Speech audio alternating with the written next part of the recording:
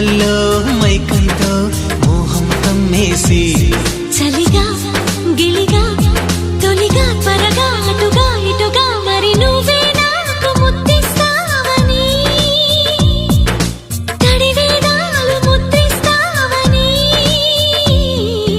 నమ్మడానికి ఎంత బాగుందో నీకోసం రెక్కల గుర్రం ఎక్కి వస్తానని